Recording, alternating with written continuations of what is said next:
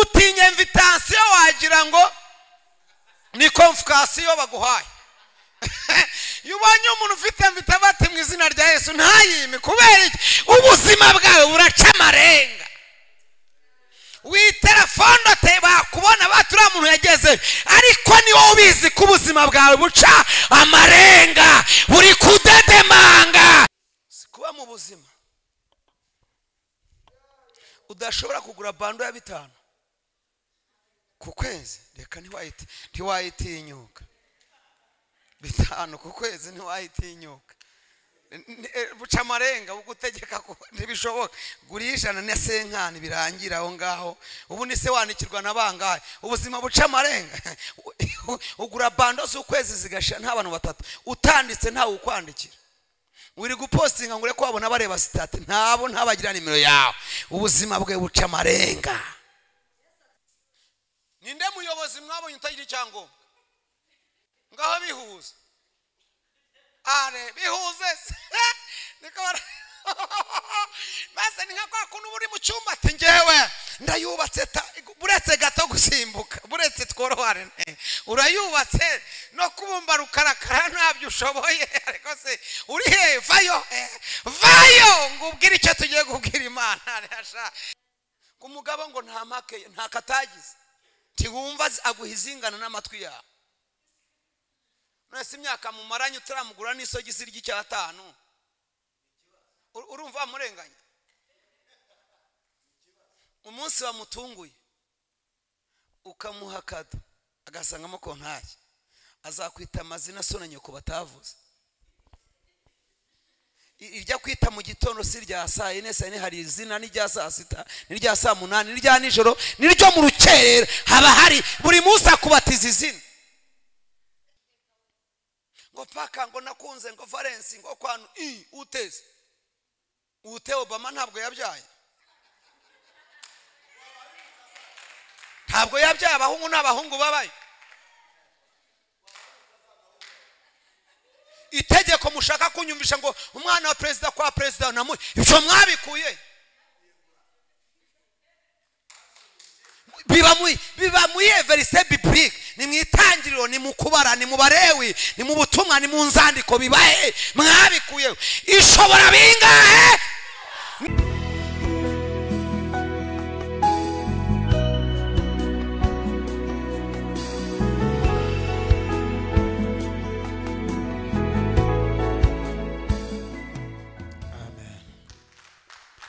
Reka twongere Imana amashyi menshi mu izina rya Yesu. Ndabishimiye kandi nshimye Imana impaye umugisha wo kubana namwe. Turashimira n'umushumba wacu batugiriye icyizere n'inshuti yanjye mukozi Imana Billy Graham yaravuze ngo umuntu uguha impano ikomeye no guha mikoro kugira ngo uvuge Kristo. Ni impano ikomeye rero Imana yo mu ijuru iduhana umugisha. Ndagira ngo dusome ijambo ry'Imana. Turasoma ubutumwa bwiza bwa Yesu Kristo ko bwanditswe na Mariko. Turasoma igice cyawo cya 7 igice cya 7 murongo wa 31 kugera 35. Mariko 7:31 kugera 35 haranditse ngo ava mu gihugu cy'Itiro anyura Isidoni agera ku nyanja y'i Galilaya anyuze hagati Dekapoli. Bamuzana igipfamatwi kandi kidedemanga baramwinginga ngo agishyireho ikiganza. Agikura mu bantu arakihererana agishyira intoki mu matwi acira amacandwe akora ku rurimi arararama areba mu ijuru asuhuza umutima arakibwira ati efata risobanurwa ngo zibuka. Amatwi yarazibuka n'intananya y'ururimi rwe irahambuka avuga neza. Amen. Ndagira ngo twongereho ijambo ry'Imana isezerano rya kera, igitabo cya mbere cya Samuel, igice cya 10 murongo wa 16. Igitabo cya mbere cya Samuel, igice ni cya 10 murongo wa 16. N'urupapuro rwa 168. Haranditse ngo Sawuli asubiza se wabo ati, yatweruriye ko indogobe zabonetse, ariko amagambo y'ubwami Samweli yavuze arayamuhisha. Tuvuge ngo amen. Mwakire neza ijambo ry'Imana. Yesu nashimwe.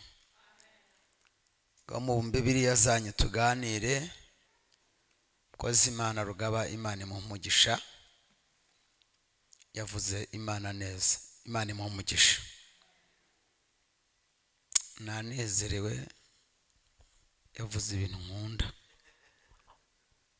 Yavuze ibintu nkunda cyane. Undi umuntu uvuga biriya bintu yavuze ni byiza. Ndagira ngo uno mugoroba tuganire ijambo, sindi butindi, cyakora turasenga. Shaka kuvuga ijambo ry'Imana umwanya muto, ariko munkundire indi minota dusenge. Asife Yesu. Ndagira ngo tuganire ijambo rivuga ngo Yesu agushakira impamvu ituma ukorwaho. Agushakira impamvu ituma ukorwaho. Turi mu masengesho yo gukorwaho na Yesu. Munega amatwi, kandi mwumva aka kantu ngiye kuvuga ndabanshoje. Turatujye gusenga. Asife Yesu. Yesu afite uburyo bwinshi butandukanye akora ku muntu.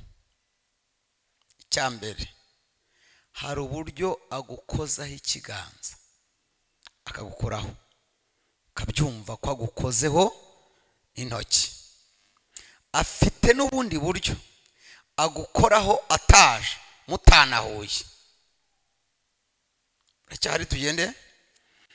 Ni ubuhe buryo? Ni uburyo Yesu akora igitangaza kikagukora ku mutima. Ntushime igitangaza, ahubwo ugashima uwagikoze. Niho umuririmbyi yaririmbye avuga ngo ibyo uherutse byankoze sifa kwa Mungu. Urumva Yesu yakoze igitangaza, ariko kigukozeho ntiwatinda kugitangaza, ahubwo usubiza amaso kuri Kristo wagukozeho. Imana ikora igitangaza gituma umenya ko Yesu agukozeho. Abahari batere haleluya. Ikibi andafashijwe, mfashwa vuba unageze. Tugire gutya mu izina rya Yesu. Hari ukuntu Yesu agukoraho utamubonye gusa, ahubwo ikintu akoze kikagukora ku mutima, kigakora ku marangamutima, ugahimba indirimbo ukaririmba, ugaturagara ukaririmba, bakavuga ngo niki kikubayeho, ukavuga ngo sinarinzi ko wangirira neza utya. Ese bigenze ute? Haleluya. Ikoze igitangaza kigukoraho gituma ukebuka wumva Yesu ko ari ubikoze. Abahari batere haleluya. Imana igushakira impamvu ituma ukorwaho. Ukorweho. Ukorweho. Nubishobora bimubwire. Imana igushakira impamvu ituma ugira ute ukorwaho, ukabyumva ati nkozweho. Haleluya.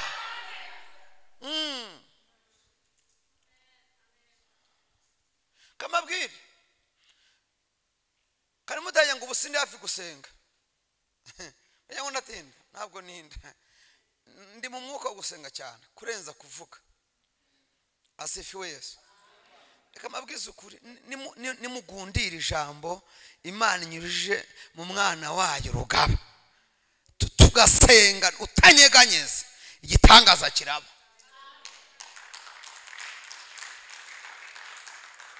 erega buriya Bibiliya ndayikunda. Hari ibintu ivuga ugatinda kubyumva. Ndavuga abantu babiri barabahagije kugira ngo nsenge.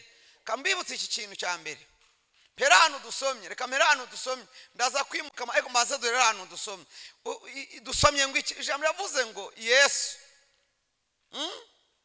arimo yigendera ariko abantu barabimenya ko yagize ate ari muri iyo nzira bati ko bisa kose twumvishe ko ari hafi ahangaha mu Giporoso. Hari ukuntu twumvishe amakuru kandi amakuru twamenye nuko ahantu avuye imirimo n'ibitangaza byakoretse. None dutunze umuntu icyambere ntiyumva, kabiri aradede. Ngiye guhanura ibintu bikomeye mana. Harahirwa umuntu waye muri iki gitaramo. Ndababwiza ukuri kw'Imana, harahirwa umuntu ubaye muri iki gitaramo. Bamuzanira nde Yesu ngo ye baramwinginga ati tubabarire wowe umurambike iki ibiganza. Sicyo bamusabye, sicyo Yesu arabikora se. Reka ta ahubwo umva ikintu yakoze, amukura mu bantu, yego aramwihererana.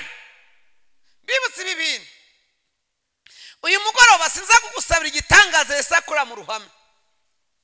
Oya, igitangaza cyo mu ruhame sinkigusabira. Mwaneze amatwi mukanyumva ko ngiye guhanura, ngiye kuvuga ibintu bikomeye ku buzima bw'abizera. Asifiwe. Iyo Yesu akoze igitangaza cyo mu ruhame, gushima kwawe biba birangiriye aho mu ruhame. Nta mbaraga kigira kuko ubuhamya bwabyo burarangiye. Bwarangiye nyine iguhumuriye mu ruhame. None se uratanga ubuhe buhamya? Kuri kamera barebaga, sibyo? Natwe twareba. None se ejo uzaza gushima ute? Yabikoze tureba byarangira. Icyo ni igitangaza cyo mu ruhame. Dore igitangaza kiryoha cy'uno mugoroba ni igitangaza Yesu akora muri mu mwiherero. Nyumve cyane. Icyambere Yesu yaje afata cya kintu wa muntu udedemanga utanumva, amukuye mu bantu. Kabiri aramwihererana. Kubera icyo amwihereranye, icyambere arashaka kubanza kumubwira ngo mu minsi umaze ntarabonana nawe hari ibikomere watewe na nyogosenge, hari ibikomere watewe na muyombo, hari ibikomere wakuvanye muri famiye, hari ibikomere wavanye mu murimo. Sinshaka gukora igitangaza umutima wawe ukivirirana. Ndashaka kubanza nkomorere mu gikari. Ndashaka kubanza nkomorere mu gikari. Umutima wawe mbanze nkomore. Rubanda batabire, hari ubuzima bagukomerekejemo, hari n'ubuzima ngusanzemo, hari n'ubuzima bakuzimo, hari ubuzima wakuriyemo. Sinshaka yuko muhindura bareba. Ndabanza nkomorere mu gikari. Ndagira ngo namugoroba Imana ikwihererane, Imana ibanze ikwihererane. Tera haleluya. Imana ibanze ikwihererane.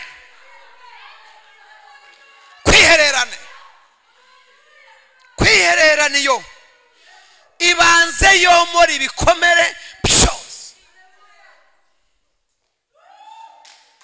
Byomoresha ibanze ibyomore. Amagambo bakuvuza gwakomereka ibanze yakomorereyo. Ubuzima bwo kurya nabi no kwambara nabi ibanze ibyomoreriyo.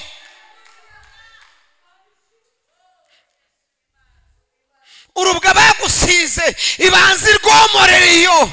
Ibikomere watewe n'isi n'abantu nabo wagiriye neza, abakuzi n'abata barakumenye bagufata ijambo, ugenda n'ipfunwe n'ikimwara. Kubera iki? Uradedemanga ntiwumva. Bakuryaniye inzara ureba nubwo utamenye icyo bavuze, ariko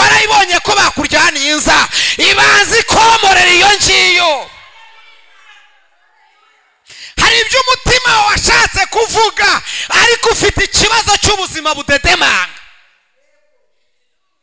Buradedemanga ubuzima uzi ko mu buzima budedemanga mwene se akagira ibyago agapfusha ugatinya kujya ku rubuga rw'abatabara kuko abatabara barashyiraho lisite y'abatanga amafaranga ntayo ugira umutima urabishaka ariko ubuzima buradedemanga turi bugeho. Utinya invitation wagira ngo ni convocation baguhaye. Yubonye umuntu ufite invitation mu izina rya Yesu ntayime kubera iki ubuzima bwawe buraca amarenga. Witelefone teba kubona batura muntu yageze ariko ni wowe ubizi ko ubuzima bwawe buca amarenga buri kudedemanga n'ubuzima butatabara n'ubuzima butashyigikira n'ubuzima butafasha imfubyi n'ubuzima butagabura umukene n'ubuzima butakwambika umuntu buca amarenga. Buravuga ngo none wabaho ariko ejo biragoye ayinzu wayabona ariko ikibanza ntuzakigura umwana wamubyara ariko ntabwo aziga ubuzima buca amarenga buradedemanga. Uyu mugoroba Kristo nakwihererane uyu mugoroba heri wiri bini furezandona ikariwa uyu mugoroba Yesu akwihererane abanza atunganye ubuzima buraca amarenga. Ubuzima buca amarenga ukubona agira ngo uriho ariko n'ubuzima buca amarenga. Inama iraba ntiwazamura urutoki buca amarenga uradedema uravuga iki mu ruhame uravuga iki urajya mu rungano rw'abakobwa mu ngana uri gutinya ko bavuga ibintu byo kubaka n'ubukwe kubera iki ubuzima bwe buraca amarenga. Tugira n'ukubenga basi ngo abe yaje ishwi ubuzima buraca amarenga. Iyo batangiye kuvuga iby'ubukwe umutima uravirirana kubera iki warakomeretse. Birasaba Yesu ngo akwihererane. Iki gikomere ufite nta wundi ucomora sibye Yesu kwihererana.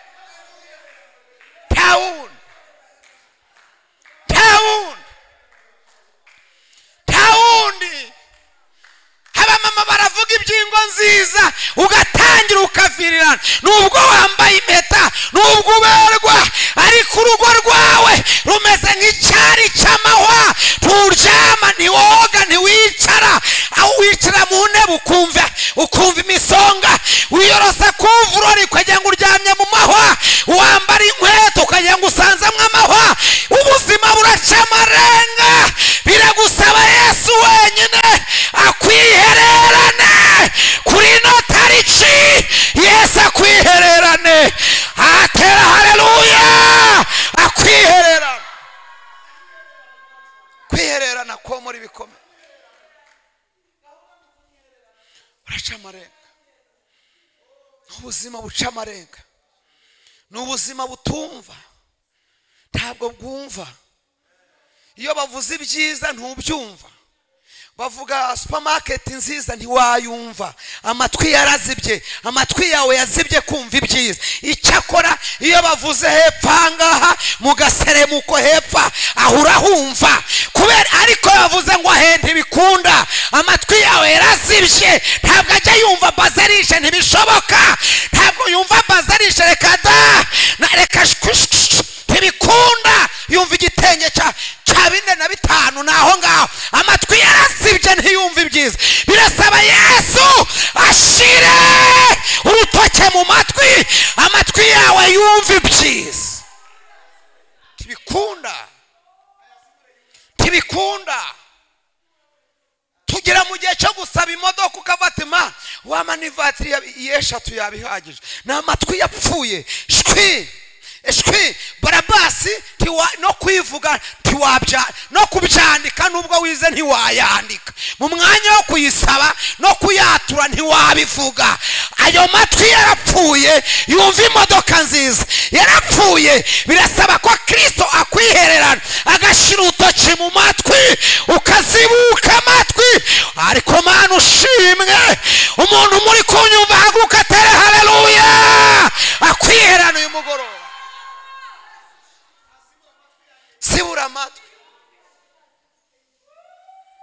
tiyumva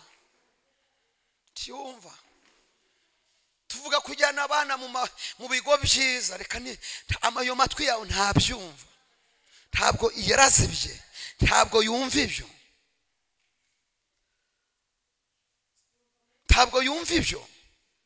ntabwo dushobora kuvuga ngo tugiye kugura inzu Dubai, ayo matwi ntashobora kubyumva.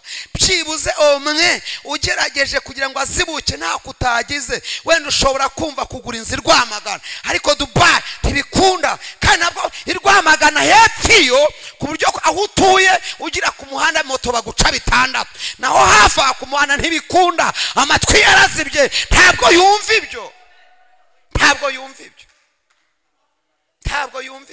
yarazi tibishoboka. Birasaba Yesu kwihererana. Kuririmba kishobora byose biroroshye kuko ubuzima buca amarenga save, ariko biragatsindwa kuvuga ngo nzatura Nyarugenge, Gasabo, ekada ako kanwa karadedemanga ntikabivuga. Oyaye basi gerageze basi umurenze zanduba hirya y'ibishingwe epfiyo hasi omwe aho byashoboka kubyumva. Urasaba ko Yesu akwihererana, kandi nta yindi mpamvu mayi wahuye n'urugendo amatwara aziba, ubuzima bwaciye amarenga biranga. Yesu akwihererana.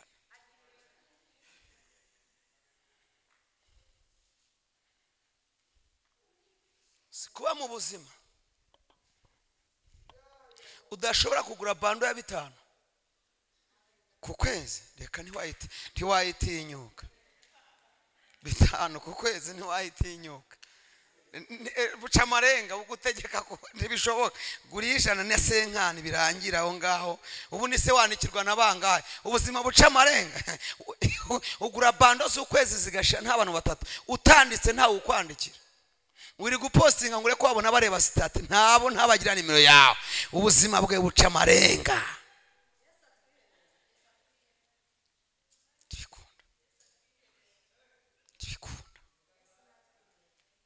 Tibikunda. Ubuzima ni bujya.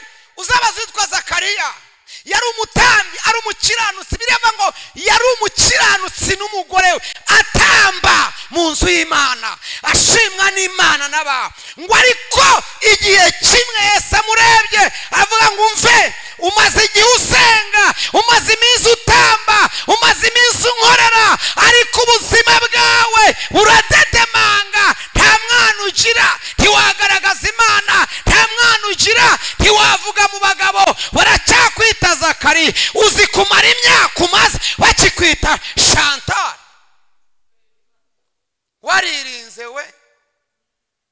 Waririnze ugasenga 21 yitatu icyacu n'amaturo ayishimwe, icyacumi byose upfukama overnight y'amanywa, niba turi imisozi n'amazi n'ubuvumo hose uzenguruka we ukaba ukitwa Chantal. Batanakwita basi mugeni ngo urembarembye ucunze ko bebaza. Gose ufite iki cyo kuvuga? Umukarasi we hepfo ntamaze kubyara 2, none wowe wabuze byibuze n'ugukora basi mukore basi ubase wasoye na save the date basi ishwita nandes buca amarenga. Ngo hari icyo yavuze, yarakivuze se kijyane kuri Koje banki se baguhekere dushore basi. Ntibishoboka. Ubwo n'ubuzima buca amarenga. Wimbwa ngo hari icyo yavuze. Oya, ndashaka ko uyu mugoroba Yesu agushakira impamvu iguhuza n'icyo yavuze. Watera haleluya, agushakire impamvu. Shakira impamvu. Gushakira impamvu. Ubuzima buca amarenga. Zakariya Imana iramusuramo ati mwaka utanga iki gihe uzabyara. Ntibyihore ndabihaza. Ubimbwiye kenshi ndenze nsaza ubivuga. Iravuga ati ndabona igikwiriye. Usigagera mu bantu ukabura icyo uvuga. Ufite isoni. Ipfunwe ryaragufasha. None reka ngukure mu bantu. Imugira ikirajya amezi 9. Ubu ntibigutangaza kuba udafite ijambo. si uko imana ikwanze, hari igihe waba ari umugisha imana yagukuye mu bantu. Si igitangaza ko abantu baragutaye bakakuvaho, si uko bakwanga, hari igihe imana yaba yaragukuye mu bantu kuko ntacyo ufite cyo kubavugiramo, sibye kujya ugatana agahinduka mwa yakuvanye kwima ijambo. Twara Zakariya ni ukuri amezi 9 yose adedemanga akajya aca amarenga. Igitangaza kiraguye, umugore abyaye. Uziko abantu bamenyera nabi, abantu bashira isoni, sinzi ikintu cyamaze abantu. Uziko abantu bigize ibyihebe, ni borohe.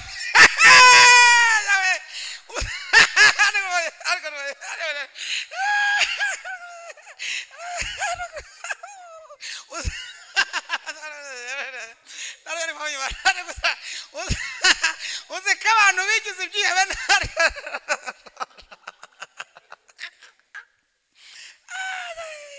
Uzikoza nukuri kose Elizabeth yarabyaye. Baravuga ati tubwira umwana izina ry'umwana, dore umugabo ntavuga, ni ikiragi. Ati nukuri umwana ati umwana tubwira izina, dore umugabo wabaye ikiragi ntavuga, ni umunyamitwe gusa, ni ikimwaro cyamufasha ko ni umutamyi ngo Imana iramwemera. Yazanye iki? Vuga rate no wabyaye, vuga. Elizabeth ati umwana amwita Yohana. Basomye mu bitavuga ati wa mugore we urasaze, nuko ubyaye umwana wari waramubuze. Iri zina ntabwo ribaho mu Bisiraheli, mu Bayudiri ntiribaho. Uri komoye he? Tuza amategeko y'ababyeyi ati ntitwakurenganya cyakora nibwo ukibyara. Mwisibo haba mwitwe Yohana ati ntawe, mu murenge si ntawe, mu karere si ntawe, mu ntara si ntawe, none sirikuye. Ishano riragwira. None munyumve baroko, none muragira ngo mbasengere Imana ikora igitangaza abantu bazi? No, ikwiye gukora igitangaza kitaba mu isibo, kitaba mu mudugudu, kitaba mu karere, kitaba mu rurembo. Muraca ikora igitangaza kitaba, ariko ma tawizenga tere. Haleluya! Ikora igitangaza kitaba mu ntara, gitangaza gituma bavuga.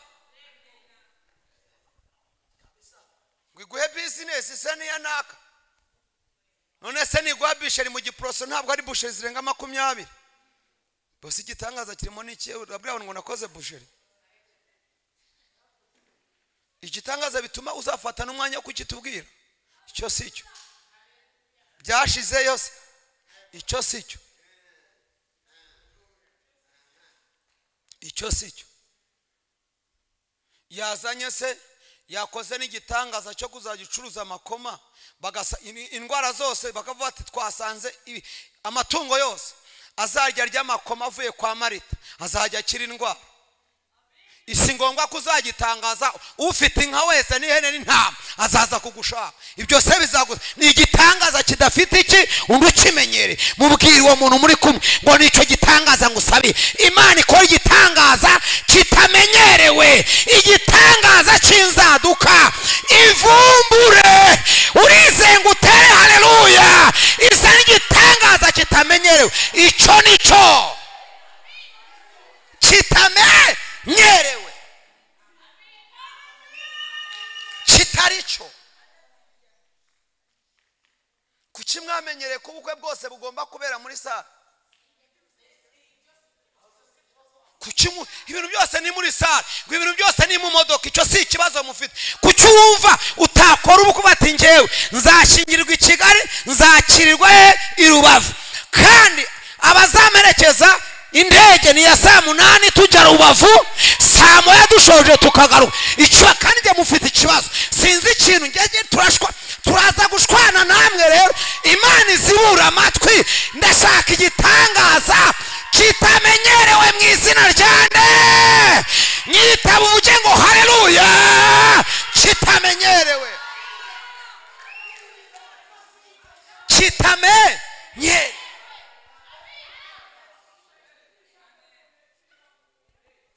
Nibishobora byose tukaba tubyizeye, bivuze ko ibasha kurema n'ibitararemwa ikazana ibishya. none se umuntu waguze vewiti imbere ntabwo yumvaga aguze imodoka y'igitangaza, ariko hari gusohoka imodoka zidakora impanuka ku buryo uyigendamo waba wanasinziriye yajya kugonga igahita izimira aho igeze. Yaba n'umukuka igahita ihagarara gusa ntuyinginga nyine ati sindenga aha byanze, sinjyayo wivunika wikwatsa nta mavitensi subiza inyuma niho ndi kujya imbere sinjyayo hari ikibazo. Hari uwari ubizi ko bizaza se muracyahari none uri mu bintu biri aho ngaho. Ariko se wa mukobwa bize byawe ngo paka ngo nakunze ngo Valence ngo kwanu uteze ute Obama ntabwo yabyaye, ntabwo yabyaye abahungu n'abahungu babaye. Itegeko mushaka kunyumvisha ngo umwana wa president kwa president namuye ibyo mwabikuye biba mu verse biblique, ni mwitangiriro, ni mukubara, ni mu Barewi, ni mu butumwa, ni mu nzandiko bibahe mwabikuye. Ishobora bingahe? Ni Imana inyuranye iki iminsi n'ibihe, ikinyuranya amaboko, imigambi y'abantu igahinduka, amahame y'abantu agata agaciro, Imana ikarema ibisha. Mutunga ibiganza ngo Imana indemere ibisha mu izina rya Yesu. Tera haleluya niba wizeye ivuga bikaba. Kora ibintu bidasanzwe. Kuki duhora mu bintu biraho bizwi gutyo gusa, bizwi gusa biraho.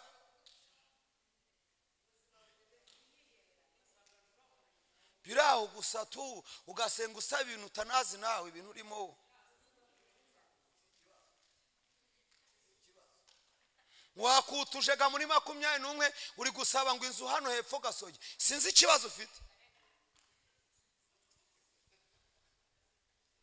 ko hepfanga ibitangaza byacitse ubwo waduhahamuye. Mu byukuri inzu uzabanza gusobanura.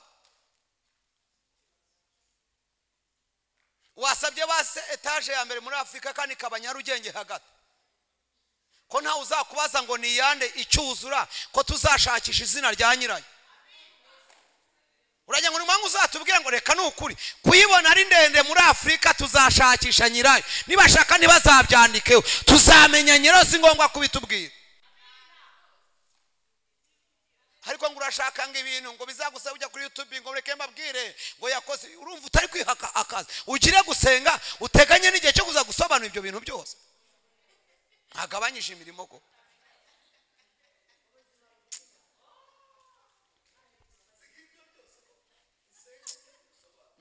nukuri kw'Imana.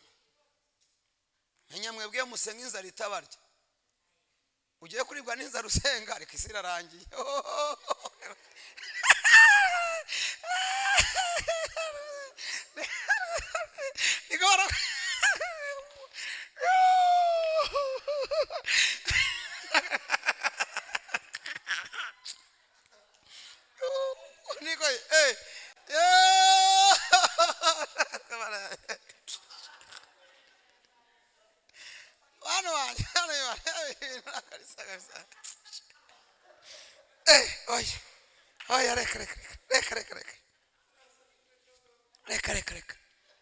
Reka uyu muntu avuye mu mwiherero nande ntiyagarukanye nawe. Oya Yesu ubwe ati rero ca nanjye nciya nibigushobokera ntubivuge. Agihinguka abantu batangira kumuvuga, avuga ati ko mumvuga te none sigaye wumva ntimvuyeyo.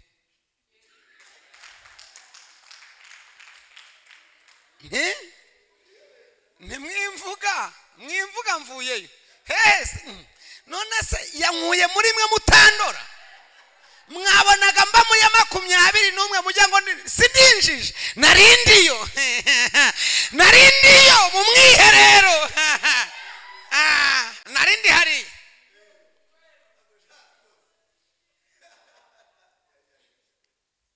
kumuvuga birangira atabiba sabye, bamaze kumenya ko yumva. Imyaka yamaze atabona umuhamagara, bari kumuhamagara utese amatwi atumva. Hari ko mu telefone amatwi ubu hari abantu warakarengo nibaguhamagara utumva. Ngo nibajye bana telefone none se uritaba ntiwumva.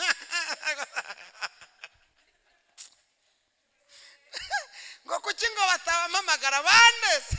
Ubuzima bwawe nubwo bidusaba kwandika, kandi ibintu byo kwandika twarabitaye. Ibintu byo kujya kwiposa ngo urasoma nta mwanya dufite. Dukeneye abantu dukomboza bakitaba, none amatwi ntiyumva. Niyo mpamvu uvugana n'abatumva nkawe mucana amarenga. Umunyonzi ku munyonzi wa 2 kuri 2 nawe. Umuyede ku muyede nawe amatwi ntagize ate.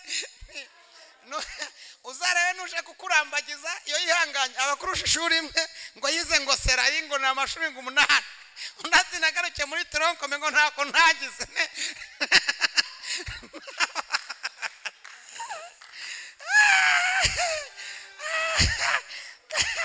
Kandi nawe kukudadamanga uzarebe imishinga utegura. Iyo akabije ngo ni 350 ngo isi ngo ayifashe amatwi ngo miliyoni.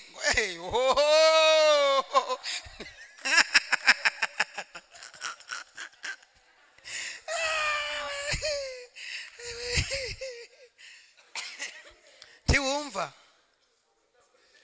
ariko yuvuyeyo, iyo uvuye yo ntawubwira ko wumva, ahubwo bo bamenya.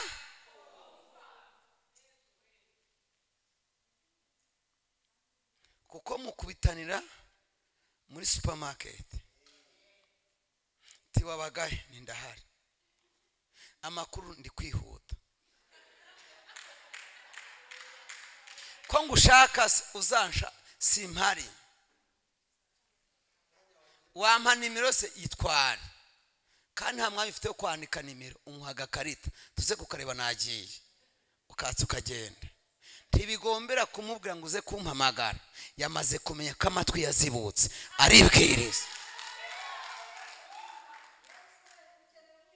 Ntibigombera byinshi, ntabwo bigombera byinshi. Nta kindi ngo umugabo ngo nta make nta katagize, ntiwumva aguha izingana n'amatwi yawe. Nese imyaka mumaranye utaramugura n'isogisi ry'icyatanu urumva murenganya.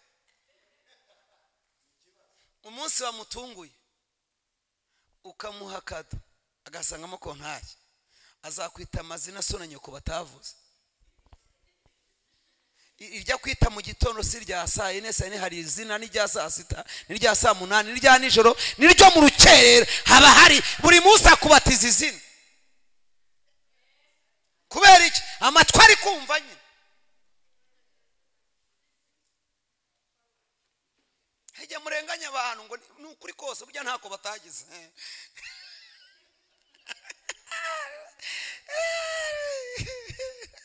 Ngo bamuyomba ngo baranyibagiye baguhamagare amatwi arumva.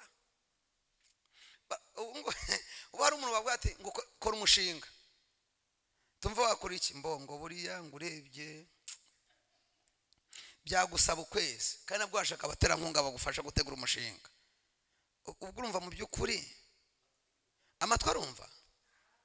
Sawa,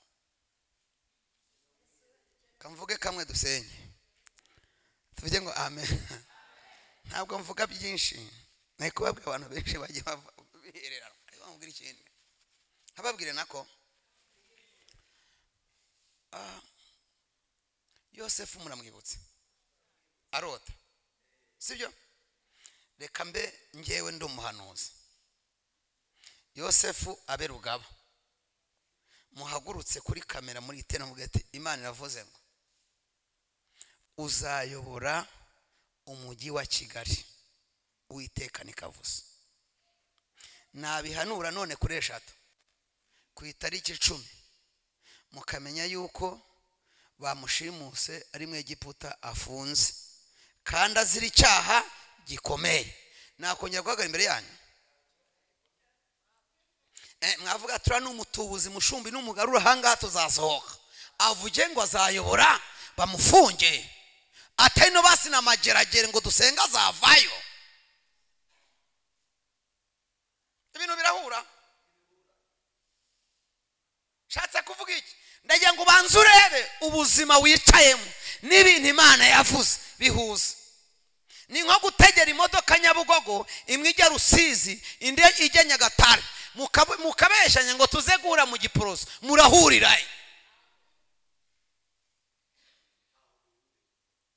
Ibintu Imana yakuvuzeho n'ibyo uhagazemo ubona bisa bazi se ubona bituranye sibye kwiramaga ubona bituranye. Wena uvuge ngo igikuta kizabomoka bihure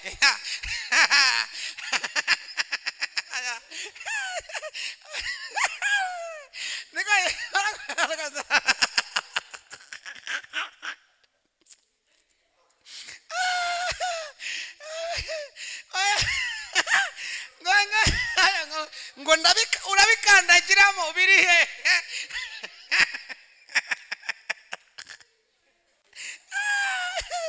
niba ibarazo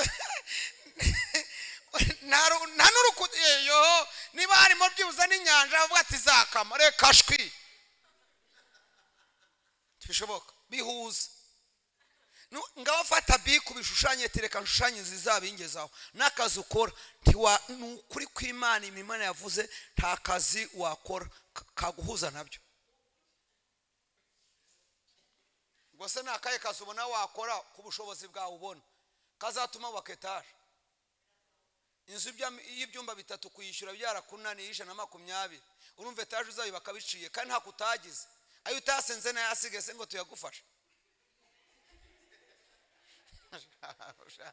ngongwe naya hasigaye itasenze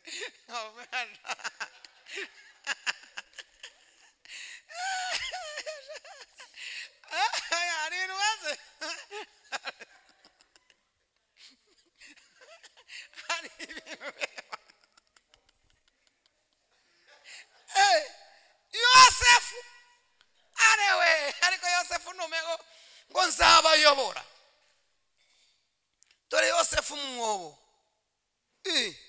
tubamuvuyanyemo turi baragurishije mu Egiputa turagiye kwa Farao kwa Potifari abaherwesa amadongo. Umuntu utangiye kwarwesa amadongo araba premier ministre he bamujyanye atarafata indangamuntu nta cyangombwa agira n'impamo y'Imana ntacyo ntabyo none ujya no mu gihugu cy'abantu ukoreye n'ibyaha barabigushinjije. Ninde muyobozi mwabonye utagira icyangombwa ngaho bihuza bihuze base ni nka kwa kuntu buri mu cyumba ati ngewe ndayubatse buretse gato gusimbuka buretse tworohare urayubatse no kubumba rukarakara ntabyo ushoboye ariko se uri he vayo ngo ubwire icyo tugiye kubwira Imana rasha ibintu murimo n'ibiki mwebwe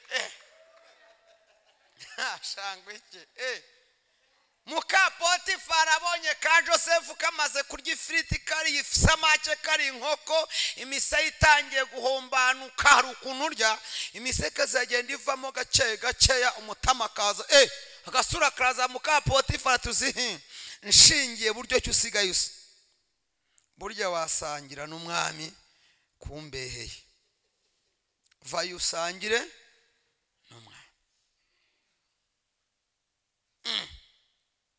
Aha ni hahandi utangira business ugakora ukwezi kwa mbere 2 3 bikemera emaye abasore bakaza ari 6 urambagije ucati niye gusenga y'ibiri sobanuza wanjye oroha nta numuraza nitesha mutwe basha ngo baje se bose se ukuvuga gusa rumvisha ufite igitekerezo kizima nakashagara fayo babwe bataragasha ngo ugiye gusenga ugiye kwicisha inzara ku burya nurye wijya kwicisha inzara nta uraza muri abo ngabo nuko baza shabyihorere wajya kono ukabona bibaye none nk'ibirangiye. Yosefu niho yakubitiwe n'umwako,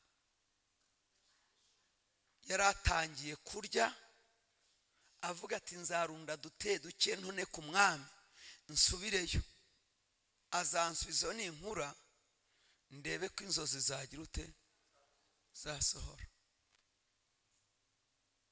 Tuvugishije ukuri byari gukunda, abonaga hari inzira hari ageze he muri gereza. Imana ati humura, abatipe bararose basubira hehe ibwami. Yosefu ati Mana ndategereje nge sinjya nyiririmba, sorry kandi ntimuzanyigane ngewe ariko nge sinjya nyiririmba iyo ngiyo, nta mwanya gutegeza mfite nsenze igihe kinini.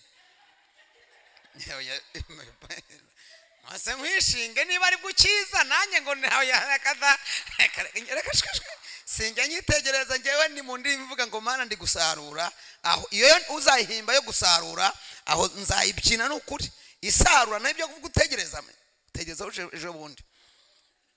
Hanyuma Yosefu ahantu ari muri gereza ashaka inzira arayibura, ariko ya Mana yavuze, umva igitanga, iravuga ati Yosefu we humura ndagushakira impamvu. Icyitwa impamvu, Imana igushakira impamvu ituma ukorwaho. Imana imushakira impamvu. Gusenga warasenze, kwiriza waririje, ubutayu warabusenze, ikintu gisigaye ni Imana iri bureme impamvu ituma uhura n'icyo yavuze. Irema impamvu. Umwami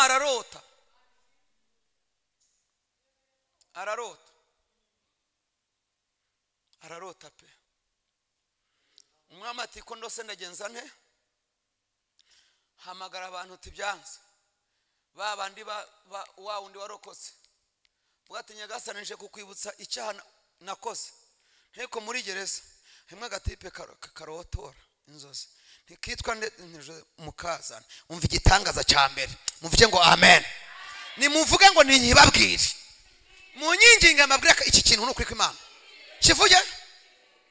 Uyu mugoroba Imana ihagurutse impubutsi. Imana izana abantu bahubutse, Imana izana abantu bahubutse ku buzima bwawe, bahubutse. Iyo bashyizemo imibare birapfa, ndaje ndabibabwira birapfa. Bibiliya iravuga ngo bamuhubuza muri gereza. Hari imibare irimo, ntibamubajije wazize iki. Iyo bagishyiramo iyo mibare bari kumukatira burundu. Haze mubutsi hutu guhubuka ni kwa kuno umuntu yiba amapera cyangwa ikigori, areba harana hari agacungacunga, nta mibare yashyizemo, we yabaciceze yabikiteze ete gihitana. Imana izana imubutsi ziguhure muri gereza utinzemo. Imana izana imubutsi ziguhure mu bukumi. Imana izana imubutsi ziguhure muri gereza y'ubukene. Tera haleluya. Impubutsi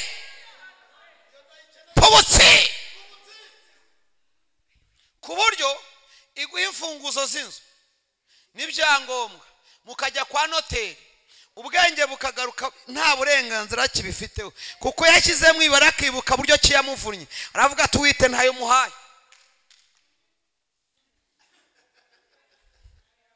Abivamo bisabi uhubutse.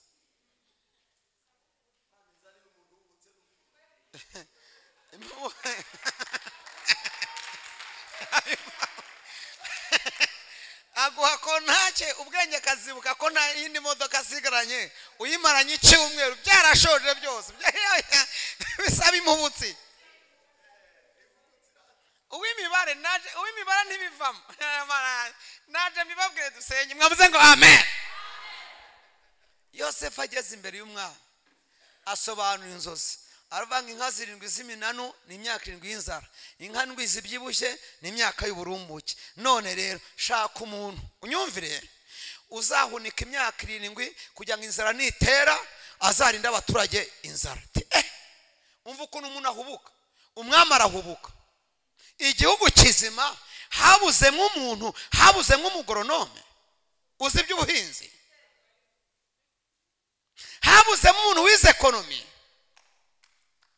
Abarahurubututse arahubuka igihugu cyose, abona abaturage bose ayoboye bose bagarukije mu wa 2 primaire. Nta munyabwenge uri mu gihugu kizima ni mama yima, abona ni we wenyine na Yosefu. Aravuga ati none se twakura he umuntu umeze nkawe ngo kano ka nkugize premier ministre, icinjira n'igisohoka, akiri kasha, akira biro, akiri intebe, akiri ububasha, agira ubudahangarwa. Mwavuze ngo haleluya. Bisabye yuko agira ate ahubuka. Muzi yagikoresha inama Potifari ari mwaho, yagitegura inama Potifari yari kwizamo nk'umuministiri ukomeye, ariko baraho bari gupropoza Yosefu akavuga atari icyo mvuga nyagasani, mbere yuko tumwimika mwaka ibyangombwa. Nta byangombwa agira ate,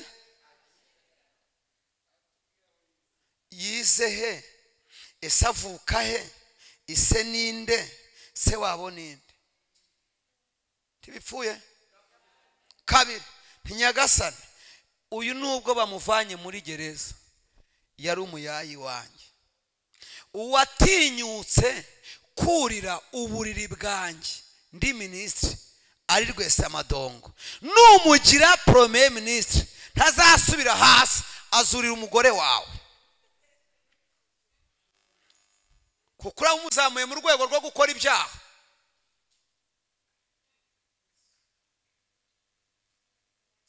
Imana avuga ati kajagari singashaka, ndatera umwami guhubuka. Pera mwene se kiganza umubwirira ijambo rirandyohereye muri rimwe gusa, mubwire ngo umuntu watuma utinje amasezerano Imana imuheze mu nama, Imana imuheze mu nama, imuheze mu nama ikuzamura, imuheze mu nama ikugirira neza, imuheze mu nama igutabara, imuheze mu nama ya mariage, imuheze mu nama y'ibirori, imuheze mu izina rya Yesu. Ababyakiriye batere haleluya. Imana imuheze umugoroba, imuheze mu izina rya Yesu, imuheze. Wagutangaho impamvu mbi wese ahezwe. Mubwire ngo azahabwe imyanzuro y'inama. Mubwire ngo umuntu uwo murozi, uwo munyeshari, uwo ngugusebya, uwo ngukurwanya azahabwa imyanzuro y'inama yuko byagenze, ariko inama ntakayiremo. Mu nama turamuhagaritse, mu nama turamwimuye, mu nama turamuheje, mu birori turamuheje, tumuheje mu buzima bwacu, tumuheje mu bana bacu, tumuheje mu masezerano, tumuheje aho dutuye. Mu izina tera haleluya. Turamuheje,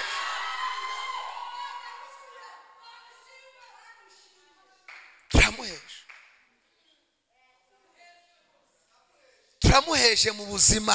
Aho abana bacu biga turamuheje, aho abadamu batuye, aho abagabo bakorera, aho abagore baca, aho inshuti zica, turamuheje mu masezerano. Aho tunyura, aho dusengera, ahava umugisha ku isoko yacu, aho ducururiza, aho dusengera, aho imigisha yacu iri, turamuheje mu izina rya Yesu. Turamuheje. Ahari abakwe, ahari abakazana, turamuheje mu izina rya Yesu. Ahantu hazava umugisha wawe turamuheje mu izina rya Yesu. aho ukora bizinesi turamuheje mu izina rya Yesu. aho ukorera umurimo w'Imana turamuheje mu izina. ndashaka umuntu mubyakiriye ahaguruka atere haleluya. turamuheje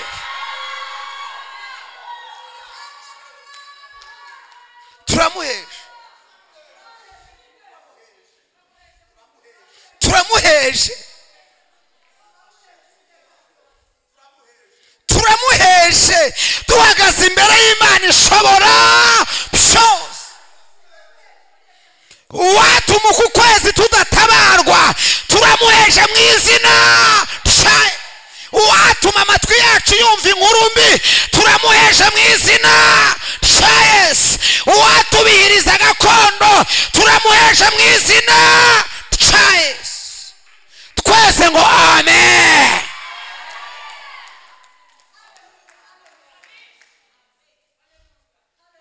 mfite amatsiko yo kureba nk'iriya filime. ndebera muka Potifari utajya uva mu rugo yibereye mu rugo. ndebera umutima ubwe ngo reba amakuru. reba amakuru mbese. bagahita batangira ku ngingo z'amakuru bakavuga ngo perezida w'igihugu cya Egiputa dore ibyo yavuze mu nama y'imyanzuro. uwitwa Joseph yabaye premier gerere tambase ni mama y'Imana. ukeneye visa no uracyaheze. hitureba ari kwibwira ukuntu azajya kumwaka uburenganzira bwo gusohoka. yaramubeshyeye.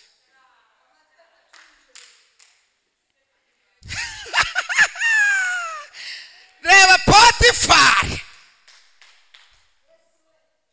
wamufungishije agiye gusaba icyangombwa kimwambutse umupaka.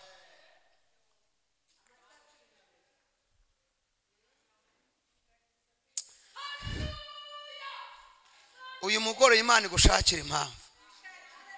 ndakwinginze ongera umusengere mubwenga Imana ikuremera impamvu ituma ukorwaho. Imana ikuremera impamvu ituma ukorwaho. Imana ikore ishaka impamvu ituma ukorwaho mu izina rya nde. tera haleluya.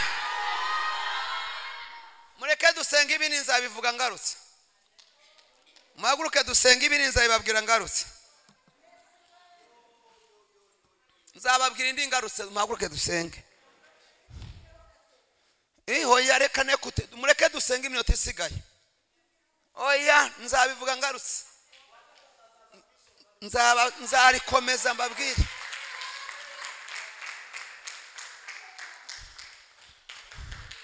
iri ni ijambo tuzarikomeza kwa gatatu. ariko uyu mugoroba ndagira ngo usenge amasengesho abiri. turisenga mu minota 5 ariko yahuza ari abiri. irya mbere ubwira Imana ngo Mana nuheze umurozi, uheze indwara, mbese ikintu cyose cyatuma guhera none umutima wawe utishima.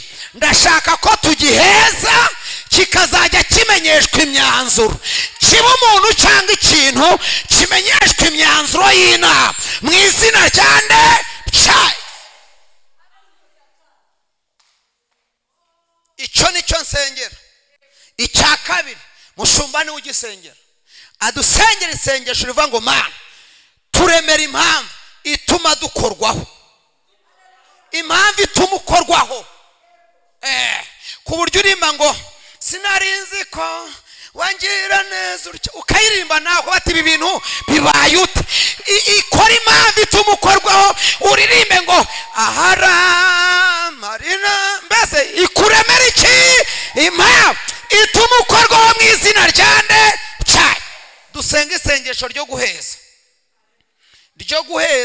heza ikica ubukwe, heza igituma udakora, heza ikintu cyose, heza ikitwara amahoro mu rugo, heza enarasiriwe elebrai shekota maniwe kodri na stando olebrai feri uriziri manda waka atakipe raidrome ebina fone manda ya pistela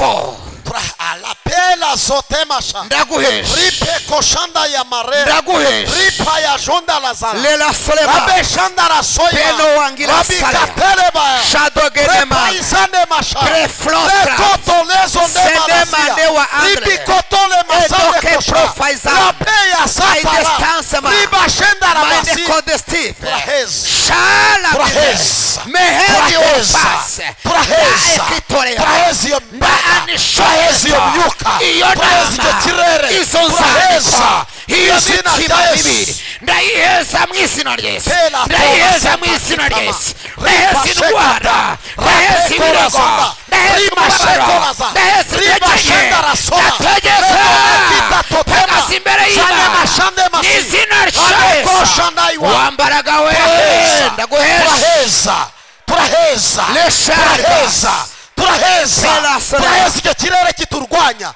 gituma tudatambuka turagisenya turakimenagura mu izina rya Yesu turamenagura izo mbaraga turacagagura ingo y'umwanzi yabahesheje ubuzima bwacu mu izina rya Yesu lela celebrone andros Pelo siko de mango ya celebrailas Pelo shirigros uyu mugoroba mana fata icyemezo mana fata icyemezo mana fata icyemezo mana muri za mbabazi zawe muri rwa rukundo rwawe muri bwa buntu bwawe muri kwa gukomera kwawe shira ibintu heza mana imbaraga zawe shira ibintu heza mana biziheze shira ibintu heza mana abagambanyi shira ibintu heza mana abanyamashyari shira ibintu heza abantu batwangira ubusa shira abantu batugambana mu izina rya Yesu mwuka uboroka ubuzima bw'itorero mwuka uboroka ubuzima bw'abera bizera ijambo ry'Imana